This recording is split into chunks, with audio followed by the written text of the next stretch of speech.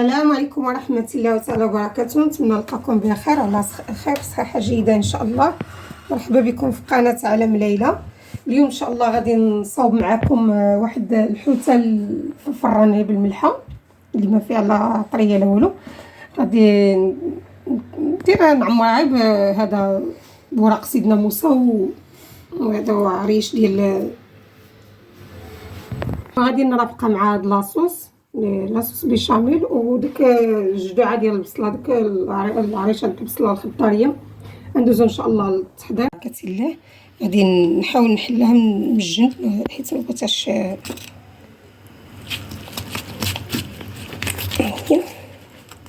غنزولها هي من الصارم.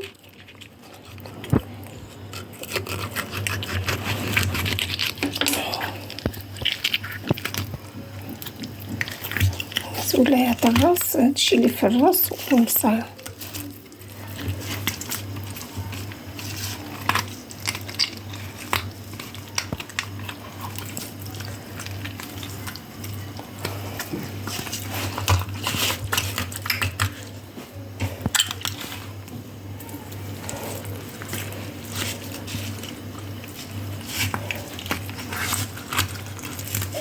غادي نغسلها مزيان.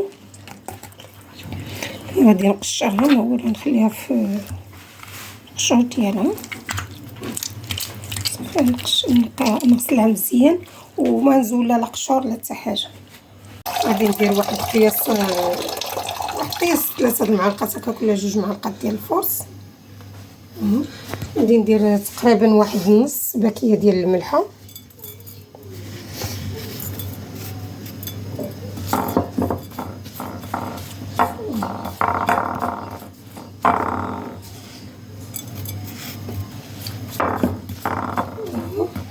غادي نرشها بشويه ديال الماء.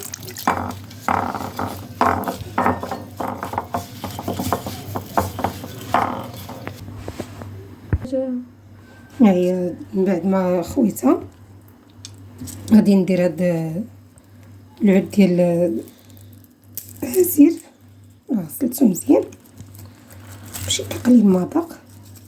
ندير هاد وريقات سيدنا موسى. ندير بعدا سمحلي الثومه هي الاولى، واحد 2 دريسات الثومه اللي درتي باش تجيني بنينه وصافي. باش نكثر الثومه ندير هاد وريقات سيدنا موسى.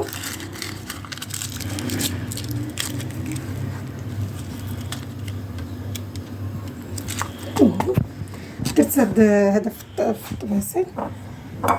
غادي ندير واحد الفريشه ديال الملحه والفورس. عندي الحوته هي صغيره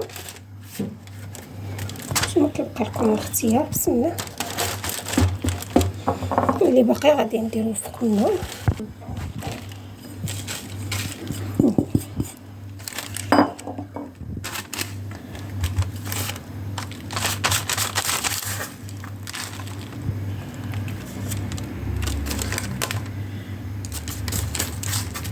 غادي نديرها في الفران تتقصى حد الملحه فوق منها والطحين، وغادي ان شاء الله نجبدها. معايا صغيره ما غاديش دير لي شي وقت غير في الفران كبيراش في الدوله. على بركه الله غادي ندير هاد المقيله، ندير فيها هاد البصله خضاريه قطعتي داك العريشات ديالها. غادي ندير شويه د الملحه وشويه د الابزار والزبيده ونطيحها شويه. هنا ندير واحد شويه ديال الملحه والابزار وشويه د الزبده. غادي ندير فيها شويه ديال الطحين، معلق ديال الفورس. غادي ندير لاصوص بيشاميل. وهنا راني غادي كنحرك البصيله. اللي ما بغاش يدير البصله كيدير البوارو. انا ما صابش ندير بوارو، درت هاد البصله كتجي زوينه. من بعد ما طابت نزول هاد الملحه بشويه.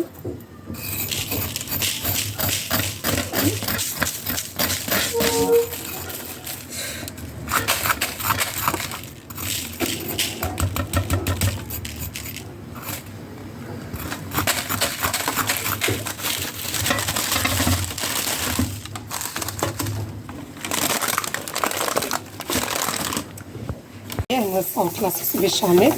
هنا ديك البصيله هي خاصها البصيله مليحه ولا الزهر والزبده.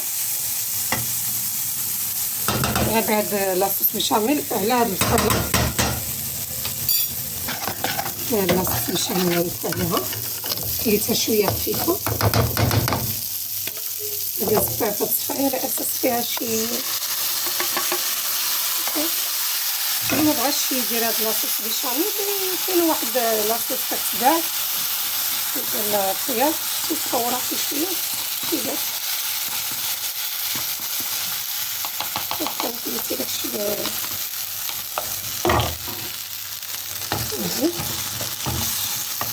كتجي زوينه كنرافقها مع الحوت كتساعد صافي. هاهي من بعد ما سلختها زودت لها ديك الملحه وداك هذا اللي كان لاصق عليها كامل هذاك الشيء ديال الملحه وقشرتها مزيان. رافقتها مع هاد لاصوص اللي شاركت معكم.